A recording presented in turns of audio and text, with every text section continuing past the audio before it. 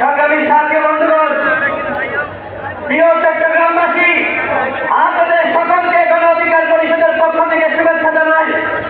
এই চট্টগ্রামে 2022 সালের 7 জুন আমি এসেছিলাম চট্টগ্রামের রোগীদের দেখার জন্য। সেখানে ওই কুখ্যাত ওই দামি শিক্ষামন্ত্রী নৌফেলের নির্দেশনায় ছাত্রলীগ যুবলীগের কেরানি আমার উপর হামলা করেছিল।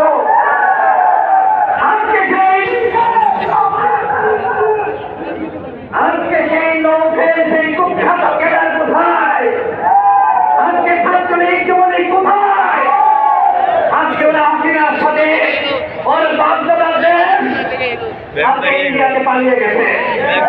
ওদেরকে কোথাও হারিকেন দিয়ে খুঁজে পাওয়া যাচ্ছে না। আজকে দেখেন এই চট্টগ্রামের ঐতিহাসিক লালদিঘির মাঠে আজকে জনতার ঢল নেমেছে।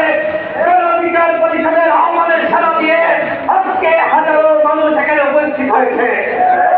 আপনারা কি সকালে গণ অধিকার পরিষদের সাথে আছেন? সাথে আছেন? আপনারা গণ অধিকার পরিষদের সাথে থাকুন। গণ অধিকার পরিষদ তারুণ্যের শক্তি হিসেবে প্রত্যেকটা জেলায় জেলায় সমাবেশ করছে। এই সমাবেশগুলো গ্রহণ করে আগামী ভবিষ্যৎ গণ অধিকার পরিষদ। সংগ্রামী সাথী বন্ধুগণ, এই চট্টগ্রাম থেকে স্বাধীনতার ঘোষণা করা হয়েছিল। প্রেসিডেন্ট জিয়া রহমান এই চট্টগ্রাম থেকে স্বাধীনতার ঘোষণা দিয়েছেন। এই চট্টগ্রাম থেকে আজকে আমরা ঘোষণা দিয়েছি বাংলার মাটিতে কোনো হত্যাকারী দল আওয়ামী লীগ রাজনীতি করতে পারবে না। আপনারা কি মনে করেন আওয়ামী লীগকে নিষিদ্ধ করা হোক? হাত উপরে দেখান, আওয়ামী লীগকে নিষিদ্ধ করা হোক। প্রিয় চট্টগ্রামবাসী, সাংবাদিক ভাইরা, আপনারা দেখেন আওয়ামী লীগকে বাংলাদেশের মানুষ আর চায় না। শেখ হাসিনা পালিয়ে গেছে।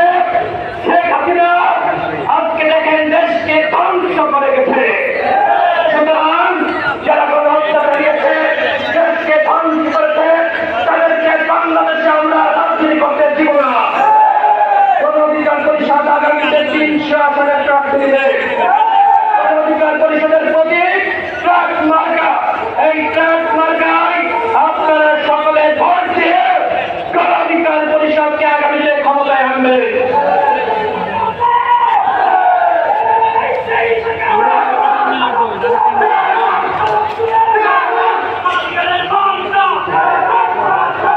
আমি বক্তব্য পাবো না।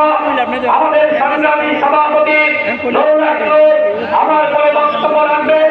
আপনারা জানেন এই 24-এর কোন ভূতানে আটক হয়েছিলেন এবং তিনি 10 দিন রিমান্ডে থাকার পরে যখন তাকে কারা হেফাজতে আদালতে দেওয়া হয় তখন তিনি ওই হ্যান্ডকে পরামর্শায় বলেছিলেন এই শেখ হাসিনার 90% খবর হয়ে গেছে, 10% ধাক্কা দাও। এই চট্টগ্রাম থেকে আপনারা 10% ধাক্কা দিয়ে হাসিনাকে বিদায় করেছেন।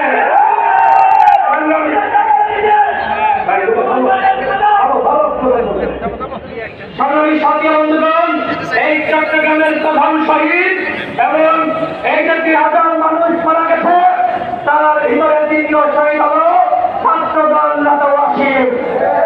আজকে শুধুমাত্র মুগ্ধর কথা বলা হয়, আজকে আবু সাঈদের কথা বলা হয়, কিন্তু সেই ওয়াসিমের কথা বলা হয় না। আমরা বলতে চাই এটি একটি বৈষম্য। আজকে আমাদের সকলকে হাতে হাত রেখে কাঁধে কাঁধ রেখে নতুন বাংলাদেশ গঠন করতে হবে এবং সেই নতুন বাংলাদেশ